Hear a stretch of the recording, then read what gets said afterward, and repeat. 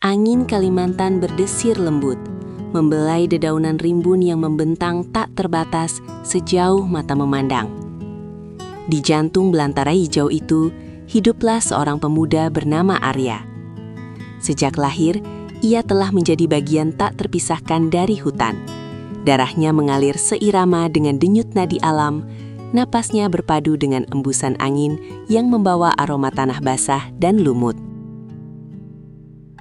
Ia bukan seperti penduduk desa pada umumnya. Arya memiliki kepekaan luar biasa terhadap suara-suara hutan. Mampu membedakan bisikan daun dari desisan ular, atau derap langkah harimau dari lompatan kancil. Ia seringkali menghabiskan hari-harinya sendirian, menjelajahi kedalaman hutan, seolah mencari jawaban atas pertanyaan yang tak terucap. Suatu malam, ketika bulan purnama menggantung sempurna di atas kanopi hutan, memancarkan cahaya perak yang menembus celah-celah daun, Arya merasakan panggilan yang lebih kuat dari biasanya. Itu bukan sekedar bisikan angin, melainkan resonansi yang menggetarkan jiwanya, menariknya lebih dalam ke jantung hutan. Ia mengikuti dorongan tak kasat mata itu, melangkah tanpa ragu melewati akar-akar raksasa dan semak belukar yang lebat. Aroma bunga-bunga malam yang eksotis menusuk hidungnya, dan suara-suara binatang hutan seolah membentuk simfoni misterius yang mengantarnya. Ia tiba di sebuah tempat yang belum pernah ia lihat sebelumnya. Sebuah genangan air jernih memantulkan cahaya bulan, dikelilingi oleh pohon-pohon purba yang menjulang tinggi, dengan batang-batang yang diselimuti lumut dan anggrek hutan. Di tengah genangan itu, sebuah pusaran cahaya keemasan berputar perlahan, memancarkan energi yang hangat dan menenangkan. Arya merasakan seluruh tubuhnya bergetar. Ia mendekat, tangannya terulur secara naluriah.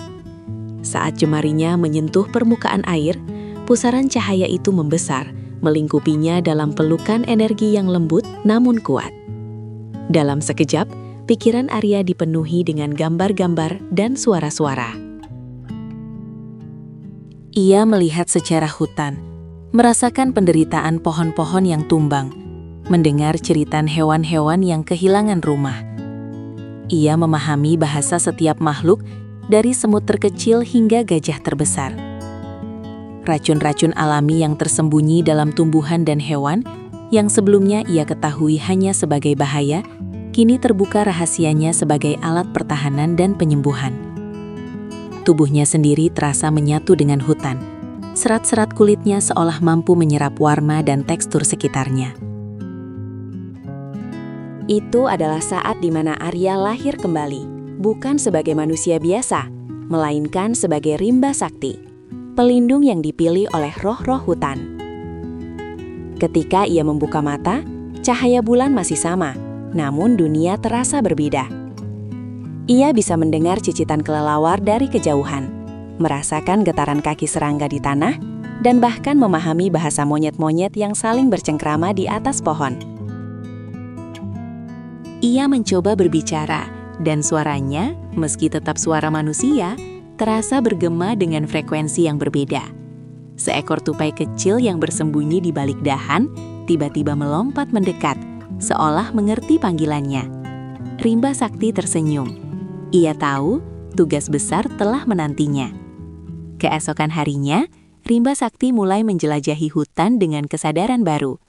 Ia berbicara dengan burung-burung, meminta mereka untuk menjadi mata-matanya dari langit. Ia berinteraksi dengan orang hutan, belajar tentang jalur-jalur tersembunyi dan lokasi buah-buahan langka.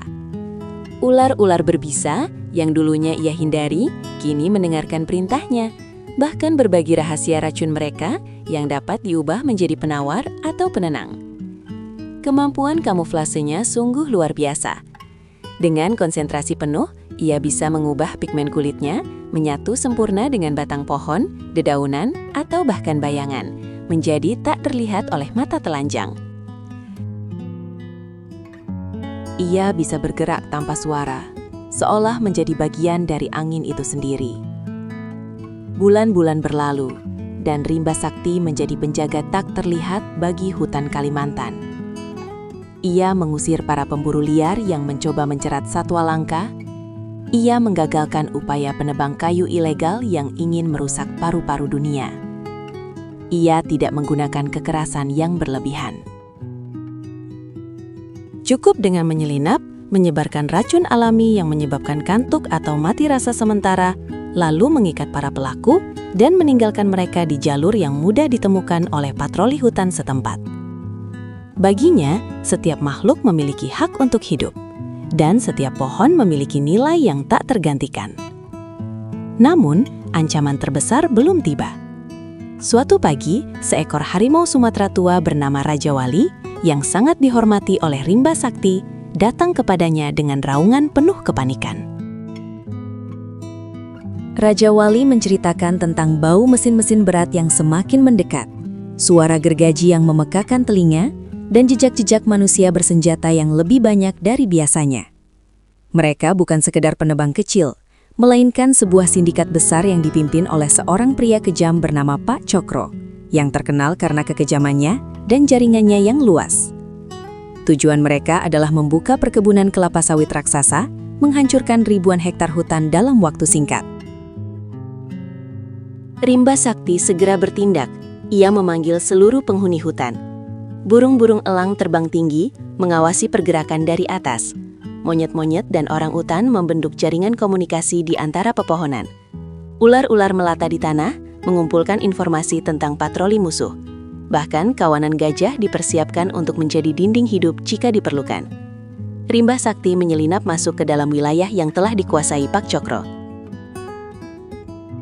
Ia menggunakan kemampuannya untuk bersembunyi di balik bayangan, bergerak di antara semak belukar tanpa meninggalkan jejak. Ia mengamati para pekerja, mempelajari pola pergerakan mereka, dan mencari lokasi pusat operasi.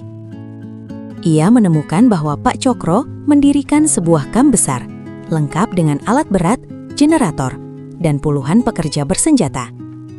Mereka telah mulai membersihkan sebagian kecil hutan, meninggalkan bekas luka yang menganga di tanah. Hati Rimba Sakti perih melihat kehancuran itu. Ia tahu ia harus menghentikan mereka sebelum terlambat. Malam harinya, Rimba Sakti memulai aksinya. Ia memerintahkan kawanan monyet untuk menyelinap ke kamp dan mencuri kunci-kunci alat berat serta kabel-kabel penting. Sementara para penjaga sibuk mengejar monyet-monyet lincah, Rimba Sakti menggunakan racun tidur dari getah pohon tertentu yang ia sebarkan melalui embusan angin ke arah para penjaga. Satu persatu, mereka tumbang, terlelap dalam mimpi yang tak akan mereka ingat. Ketika kamp sudah tenang, Rimba Sakti masuk ke tenda utama Pak Cokro. Pria itu sedang mempelajari peta besar hutan, menandai area-area yang akan dihancurkan. Rimba Sakti berdiri di belakangnya, tak terlihat, seolah bayangan yang menempel di dinding. Ia memanggil seekor kalajengking hutan yang ia pelihara, yang racunnya dapat menyebabkan kelumpuhan sementara tanpa membahayakan nyawa.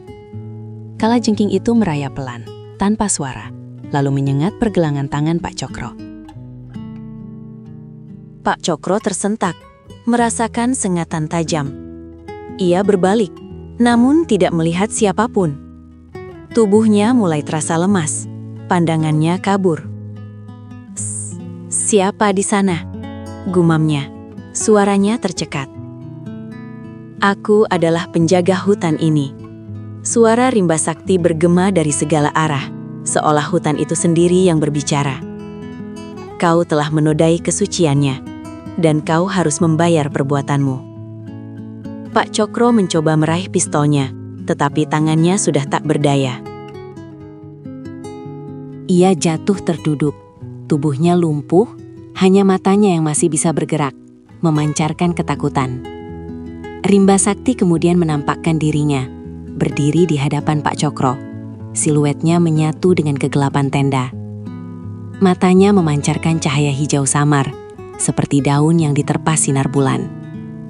"Hutan ini bukan milikmu untuk dihancurkan," kata Rimba Sakti. "Setiap pohon, setiap hewan memiliki roh. Dan roh-roh itu telah memilihku untuk melindungi mereka." Ia memanggil Raja Wali, harimau tua itu, yang masuk ke tenda dengan langkah anggun namun mengancam. Mata Raja Wali menatap tajam ke arah Pak Cokro, memperparah ketakutannya. Kau dan anak buahmu akan diserahkan kepada pihak berwajib, lanjut Rimba Sakti. Hutan ini akan pulih, dan kau tidak akan pernah lagi menginjakkan kaki di tanah suci ini. Pagi harinya, patroli hutan yang sedang berpatroli di perbatasan terkejut menemukan sebuah kam besar yang ditinggalkan. Dengan semua alat berat telah dirusak, kabel-kabel terputus, dan para pekerja serta Pak Cokro sendiri terikat rapi di sebuah pohon, dengan tanda sengatan kecil di lengan mereka. Tidak ada yang tahu siapa yang melakukan itu, tetapi semua orang merasa lega. Hutan Kalimantan telah diselamatkan dari kehancuran yang lebih besar. Sejak saat itu, kisah tentang Rimba Sakti menyebar di antara masyarakat pedalaman, menjadi legenda yang diceritakan dari mulut ke mulut. Ia adalah bayangan di antara pepohonan, bisikan di antara daun-daun, dan penjaga tak terlihat yang selalu ada. Rimba Sakti terus mengawasi, mendengarkan, dan melindungi, memastikan bahwa denyut nadi hutan Kalimantan akan terus berdetak selamanya.